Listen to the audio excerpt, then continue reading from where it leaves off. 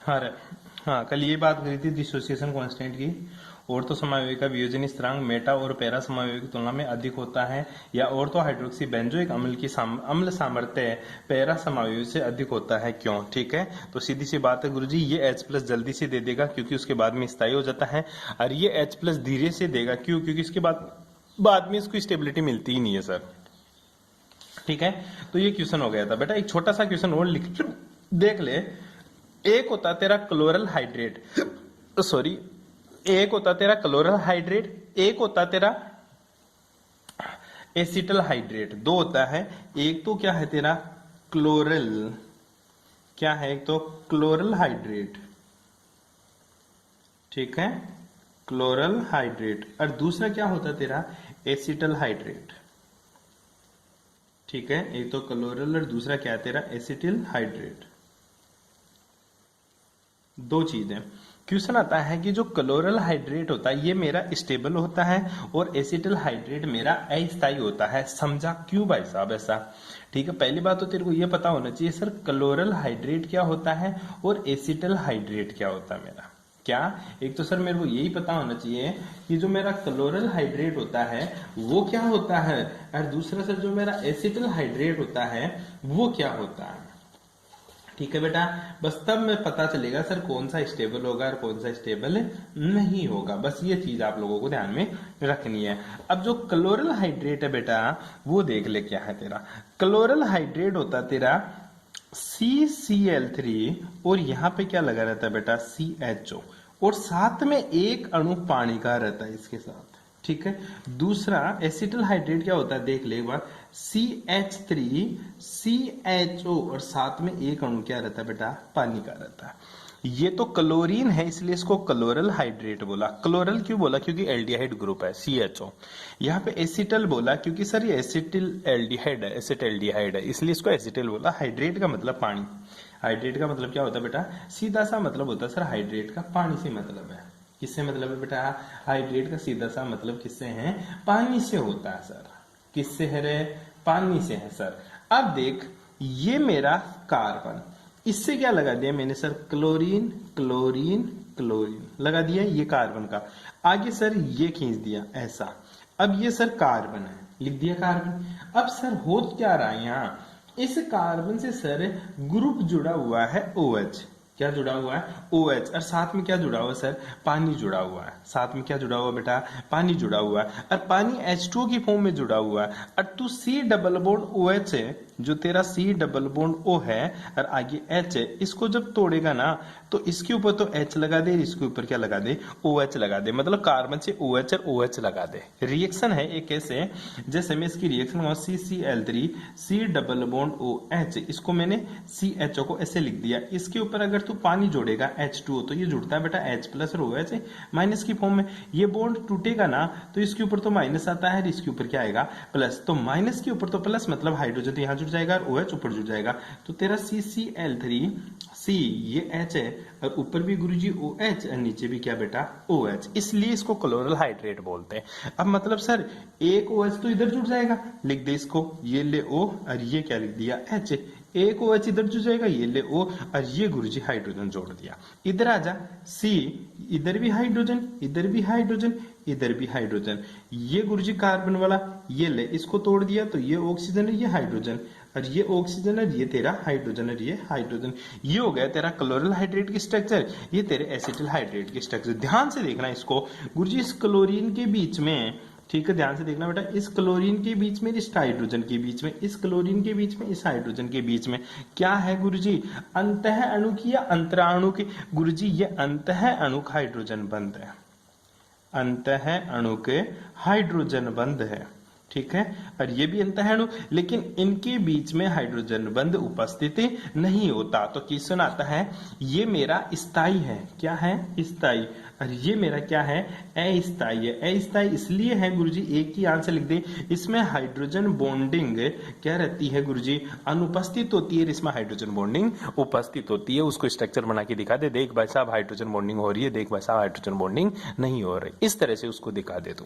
ठीक है, ये क्वेश्चन बहुत बार पूछा हुआ है और बहुत बार आया हुआ भी है। क्वेश्चन ये भी आ जाता है, ध्यान रखना, कि कौन सा यौगिक जल में विलय है और कौन सा यौगिक जल में अविलय है। ध्यान रखना, जल में सोल्यूबल, ठीक है, वाटर सोल्यूबल, ठीक है, जो वाटर सोल्यूबल होते हैं, वाटर सोल्यूबल का मतलब होता है गुरुजी अगर हाइड्रोजन बॉन्डिंग प्रेजेंट है, पानी के साथ क्या है, हाइड्रोजन बॉन्डिंग प्रेजेंट है, तो वो वाटर सोल्यूबल होगा। और तेरा वाटर के अंदर सोल्यूबल कब नहीं होगा, अगर हाइड्रोजन बॉन्डिंग उपस्थित नहीं है। तो क्वेश्चन क्या आ जाता है, सुन ले एक बार के लिए, सर एथिल अल्कोहल जल में विलय है, क्या एथिल अल्कोहल जल में विलय है, तो ethyl alcohol, ethyl alcohol is soluble in water, ठीक है, क्वेश्चन आएगा वाई, ठीक है, क्यों सोल्यूबल है, तू ए के आंसर लिखेगा due to present of hydrogen bonding, ठीक है गुरुजी, हाइड्रोजन बंध उपस्थित होने के कारण एथिल अल्कोहल जल में सोल्यूबल है। एथिल अल्कोहल क्या होता है तेरा C2H5OH, लिख दे इसको इससे, ये पानी के साथ क्या बना लिया, बंध, ठीक है, फिर से इधर आ जाएगा सर मेरा HO और ये आ गया C2H5, तो हाइड्रोजन बंध उपस्थित होने के कारण ये पानी में सोल्यूबल है। दूसरा क्वेश्चन क्या आता है, सुन ले एक बार के लिए, ठीक है, क्वेश्चन क्या आता है, डाईमेथिल ईथर, डाईमेथिल ईथर को बोलते हैं बेटा CH3OCH3, डाईमेथिल ईथर, ये तो क्या है, सोल्यूबल इन वाटर, ठीक है, सोल्यूबल इन वाटर, ठीक है, फुल्ली सोल्यूबल लिख ले, मतलब पूरा सोल्यूबल है पानी के अंदर, लेकिन थायोईथर, ठीक है, डाईमेथिल थायोईथर, इस ऑक्सीजन की जगह क्या लगा दिया मैंने, सल्फर, ये क्या होता है बेटा, पार्शियली सोल्यूबल, ठीक है, पार्शियली सोल्यूबल का मतलब होता है गुरुजी आंशिक रूप से पानी में घुलनशील है। क्वेश्चन क्या आता है, डाईमेथिल ईथर जल में पूर्ण रूप से विलय हैं, जबकि डाईमेथिल सल्फाइड या फिर डाईमेथिल थायोईथर जल में आंशिक रूप से विलय हैं या अविलय हैं, क्यों, ठीक है, क्वेश्चन क्या लिखिएगा गुरुजी, इसके अंदर हाइड्रोजन बॉन्डिंग उपस्थित होती है, इसमें हाइड्रोजन बॉन्डिंग अनुपस्थित होती है, या कम मात्रा में इसमें हाइड्रोजन बॉन्डिंग उपस्थित होती है, इसलिए जल में आंशिक रूप से विलय होता है। बैठ गई बात समझ में, इसलिए जल में क्या होता है बेटा, आंशिक रूप से विलय होता है, क्योंकि वो जल के अंदर कम मात्रा में सोल्यूबल है। बैठ गई बात समझ में, कर लेगा ऐसे रिएक्शन। दूसरा क्वेश्चन और लिख ले चाहे, तेरा बेंजीन, बेंजीन क्या होता है बेटा, C6H5, स्ट्रक्चर क्या होती है, ये रही बेंजीन, ठीक है, कुछ नहीं है सर, कार्बन कार्बन होते हैं, ये जल के अंदर, ठीक है, ये जल के अंदर क्या होते हैं, अविलय होता है, क्या होता है, अविलय। लेकिन पिरीडीन, अब पिरीडीन का फॉर्मूला क्या है, ध्यान से सुनना बेटा, पिरीडीन में एक कार्बन की जगह क्या लगा दे बेटा, नाइट्रोजन लगा दे, ये ले, इसको क्या बोलेंगे, पिरीडीन, क्या बोलेगा इसको, पिरीडीन, ठीक है, पिरीडीन जल के अंदर क्या होता है गुरुजी, विलय होता है, क्यों, ठीक है, आंसर लिखिएगा, इसमें हाइड्रोजन बॉन्डिंग उपस्थित होती है, इसमें हाइड्रोजन बॉन्डिंग एब्सेंट होती है, कहां, क्योंकि यहाँ पे नाइट्रोजन हाइड्रोजन बॉन्डिंग बना लेता पानी के साथ, इसलिए जल में घुलनशील है, और ये जल में घुलता ही नहीं है, क्योंकि हाइड्रोजन बॉन्डिंग उपस्थिति नहीं होती। कर लेगा, बैठ गई बात समझ में।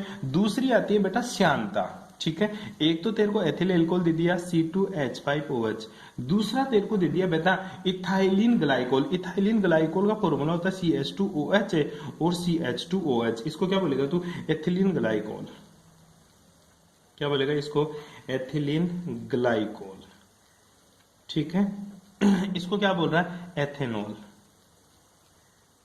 एथेनॉल, ठीक है। एक होता है बेटा तेरा गिल्सरोल, और गिल्सरोल का फॉर्मूला क्या होता है तेरा CH2OH, CHOH और CH2OH, गिल्सरोल जो तू क्रीम यूज करता है, मुंह के ऊपर लगा के आता है सुबह सुबह, वो ये तेरा गिल्सरोल, ठीक है, गिल्सरोल, ठीक है। क्वेश्चन क्या है, ध्यान से सुनना, गिल्सरोल की श्यानता सबसे अधिक होती है, एथेनॉल की श्यानता सबसे कम होती है। देख बेटा, इसमें एक OH ग्रुप है, इसमें 2 OH ग्रुप है, इसमें 3 OH ग्रुप है, तो सबसे ज्यादा हाइड्रोजन बॉन्डिंग कहां होगी, सर सबसे ज्यादा हाइड्रोजन बॉन्डिंग गिल्सरोल में होगी, और उसके बाद में एथिलीन ग्लाइकोल, और सबसे कम किस में होगी, एथेनॉल में। तो ध्यान देना, इधर से इधर जा रहे हैं तो हाइड्रोजन बॉन्डिंग बढ़ रही है, क्या बढ़ रही है बेटा, हाइड्रोजन बॉन्डिंग बढ़ रही है, जिसकी वजह से विस्कोसिटी, क्या बेटा, विस्कोसिटी बढ़ती है, विस्कोसिटी मतलब तेरी श्यानता, क्या है तेरी श्यानता बढ़ती है। श्यानता का मतलब होता है बेटा बहने का गुण।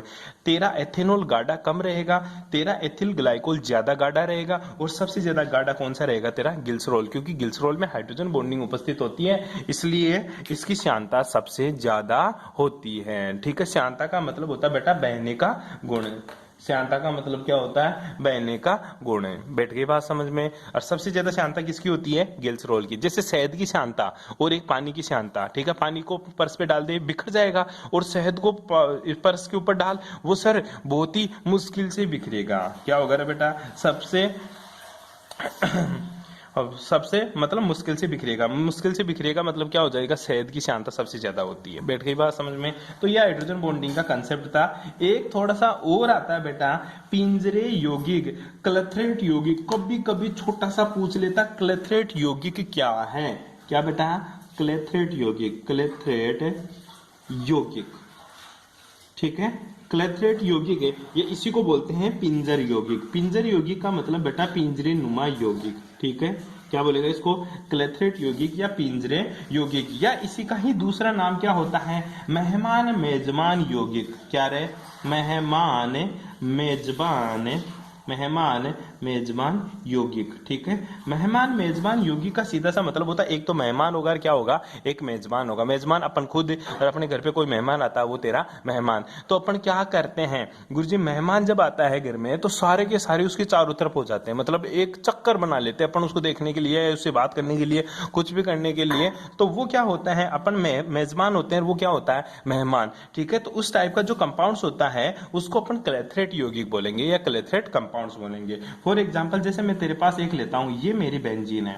क्या है, बेंजीन। इधर मैंने क्या ले लिया गुरुजी, फिनोल, ये ले OH। ठीक है, इधर भी गुरुजी मैंने क्या लगा दिया, यहाँ पे भी सर मैंने OH लगा दिया। दूसरा बेंजीन मैंने फिर से ले लिया। ठीक है, ये ले बेंजीन, इसके ऊपर यहाँ क्या लगा दिया बेटा, यहाँ पे गुरुजी OH लगा दिया, और इधर भी क्या लगा दिया बेटा, इधर भी गुरुजी मैंने OH लगा दिया।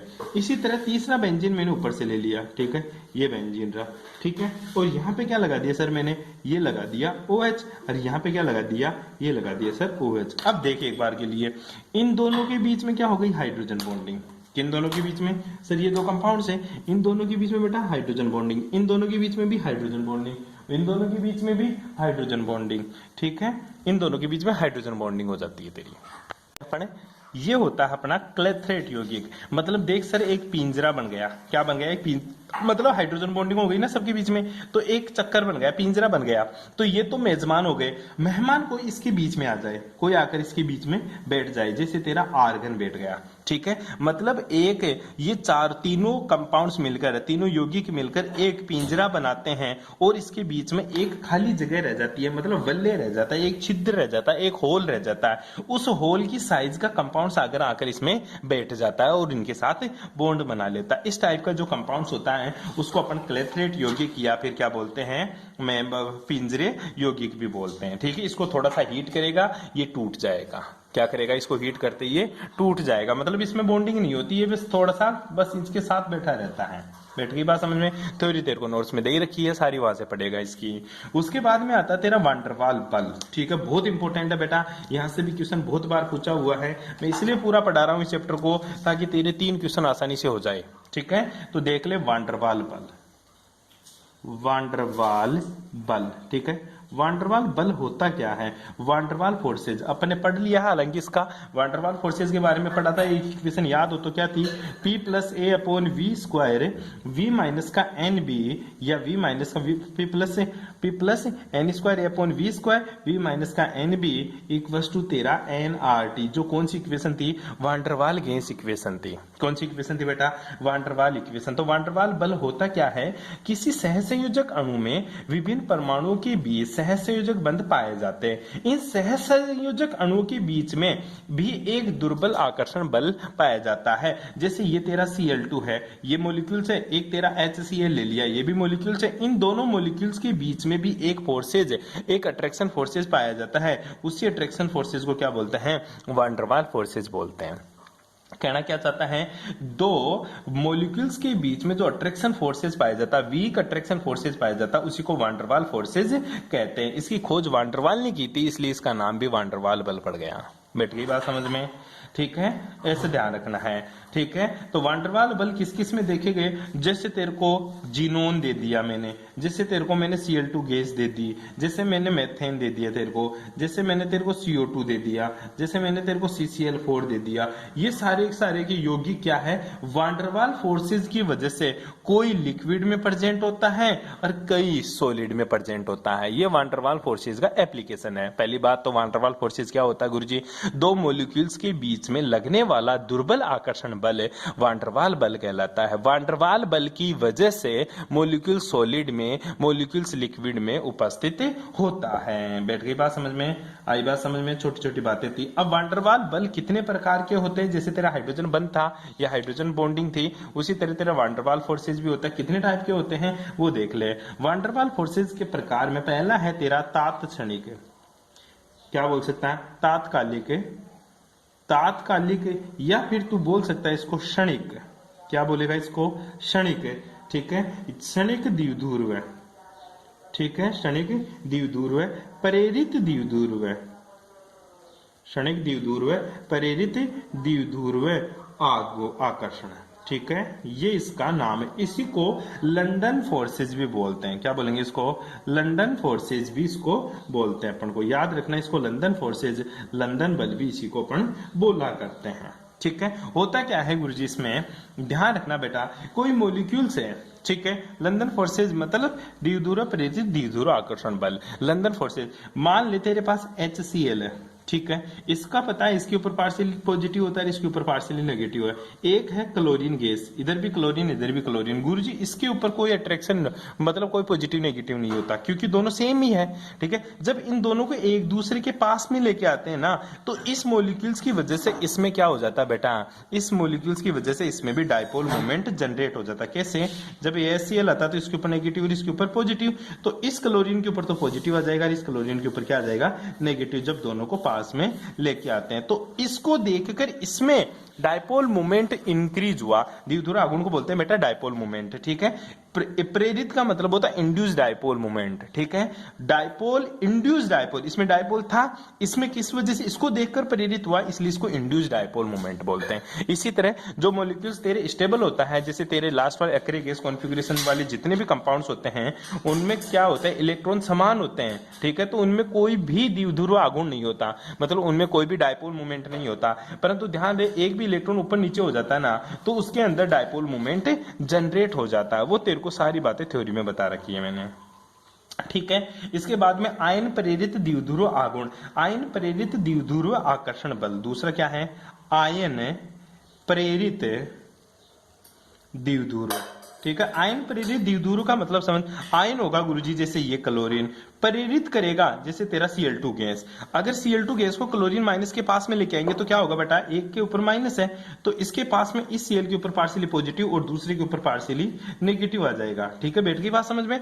तो इसकी वजह से इसमें भी द्विध्रुव आघूर्ण आ जाता है, इसलिए क्या बोला, आयन की वजह से इसमें द्विध्रुव आघूर्ण आ गया, इसलिए आयन प्रेरित द्विध्रुव आकर्षण इसको बोलते हैं। इसीलिए आगे वाला आयन द्विध्रुव आकर्षण बल, ये सारी चीजें आप लोगों को नोट से पढ़नी है भाई। यहां तक आप लोगों को करना, बाकी बातें करेंगे नेक्स्ट क्लास में। ये यूनिट मेरी ओर से कंप्लीट हो गई, बहुत ही लेंथी थी, इसको मैं एक बार आऊंगा तब जरूर समझा दूंगा, बाकी बातें आपको नेक्स्ट क्लास में। Thanks for cooperation.